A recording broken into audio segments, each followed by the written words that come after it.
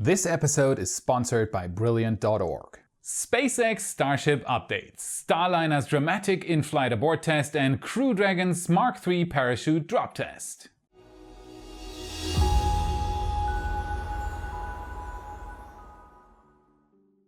My name is Felix, and I am your host for today's episode of What About It? There has been a lot going on in the space industry lately, so let's dive right in. Starship updates. Boca Chica is in full throttle mode as always, and since the late September presentation we've seen the SpaceX crew flesh out every system on the Mark I prototype, and soon the day will arrive that we put all our hope into it as it roars towards its 22.5 kilometer target height.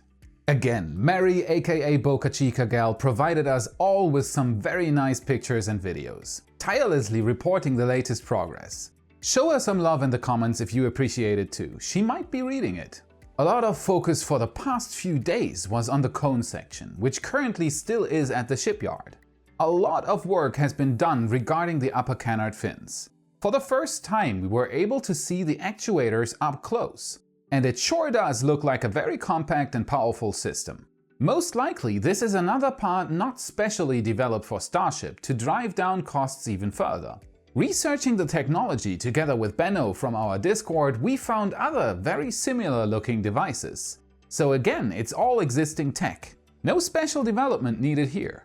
And we've already seen the second fin attached by now. Everything worked out perfectly and there were no complications whatsoever. Besides the cone now almost looking like before the presentation from the outside, we can't really determine what might still be missing on the inside. So it is really hard to tell when we will see the cone section being moved to the launch site. Since the first two test dates for today and tomorrow have been cancelled again, my guess is that SpaceX will move the nose cone to the launch site on November 12th. Wet rehearsals, so a complete test all the way up to a hypothetical ignition, will follow shortly after. And then only the FAA is keeping the Starship on the ground. Let's hope bureaucracy won't be a factor for delays this time. As you can see, both canards are now fully attached, and once internal systems are done, they can move on their own for the first time. It is still hard to imagine what it all will look like once Mark I is free falling through the sky. Austin Barnard paid Starship a visit as well and took a beautiful picture of the tank section and hoppers sitting in the sun. As you can see, the SpaceX crew is very busy at both sites right now. You can see that they are working against an incredibly tight schedule, preparing Mark I for its first maiden flight. If there is no FAA holdup, my guess is we could see it fly early next month. A lot of work right now is being put into the launch mount as well. As you can see, SpaceX is putting metal boxes under the Starship. These boxes most likely are covers for vital parts of the launch mount's integrated systems.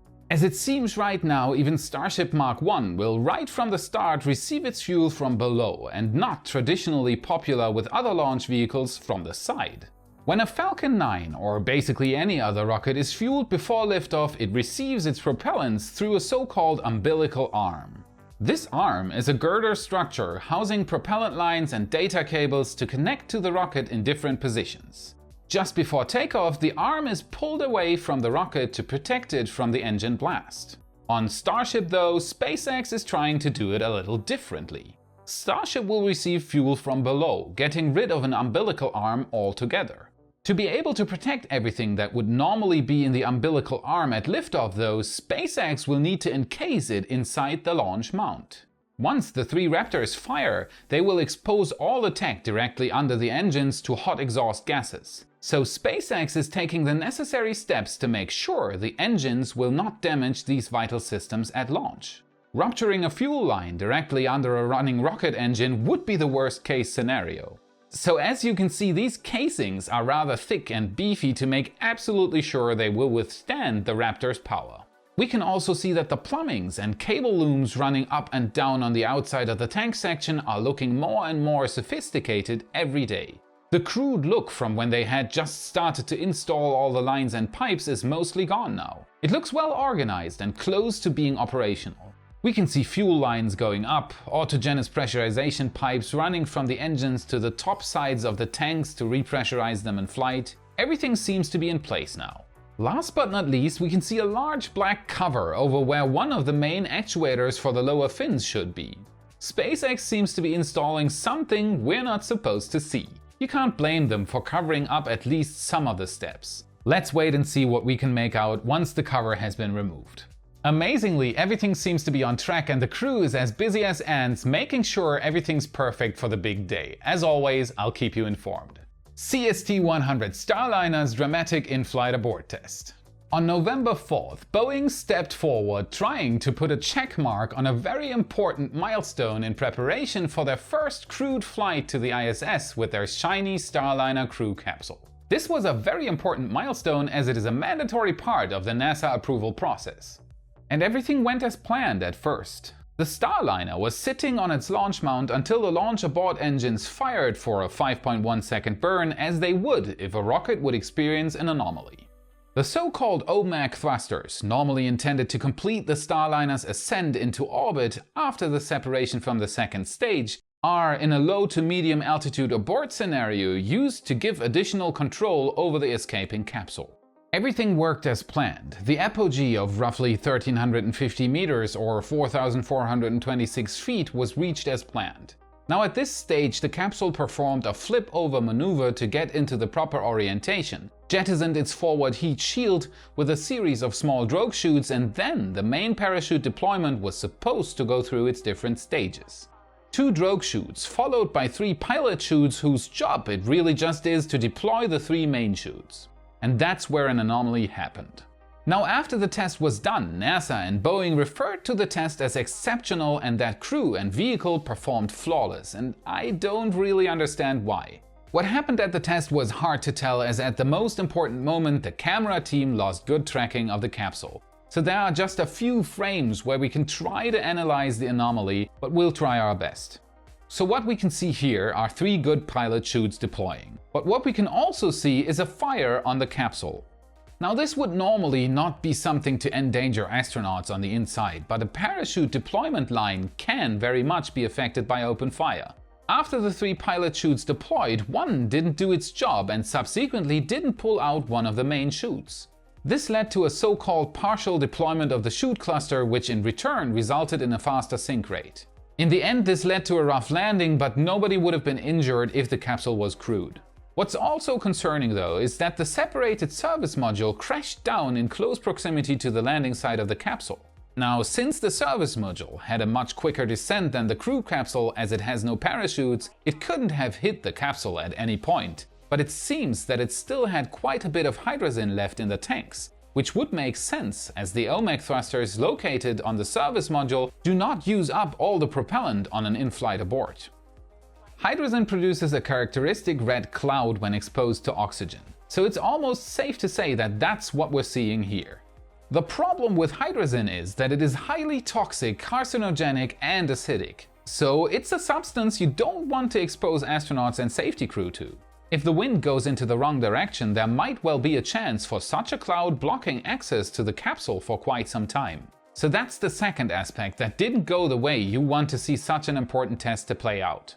All in all, it's safe to say that NASA and Boeing showed confidence on the outside, but I would have loved to play the fly on the wall in the debriefing room. Now we will have to see if NASA demands more tests from Boeing or if they let them go through. This might be the chance that SpaceX was hoping for to still be the first private company to send astronauts to the ISS. Crew Dragon Mark III parachute drop test. And SpaceX is eager to reduce Boeing's slight lead and get a place in the history books of human spaceflight to be the first private company to send astronauts to the ISS. One day earlier than Boeing, SpaceX pushed a big grey box out of an airplane. That big grey box was a dummy weight attached to the brand new Mark III parachute currently in development by SpaceX, as NASA was not satisfied with SpaceX's Mark II system intended to save astronauts Doug and Bob in case of an emergency. SpaceX will have to perform 10 of these tests in preparation for its in-flight abort test with the Crew Dragon capsule. If these 10 tests show consistent data, SpaceX will be at the same point that Boeing was until November 4th. If SpaceX then performs the in-flight abort test as planned, the last and final step will only be to send the Crew Dragon towards the ISS on top of a Falcon 9 rocket. And as you can see in this, as always, very well presented test, SpaceX's Mark III parachute system performed flawlessly, as in the actual meaning of the word. The dummy deployed its main chutes pulled out by one big pilot chute. Then they opened up slowly to reduce stress on the chutes and on the dummy. The dummy weight descended down and had a soft touchdown in the desert. Now, do not confuse this test with a full in-flight abort test. This test's only purpose is to validate the main chutes. Everything else is different.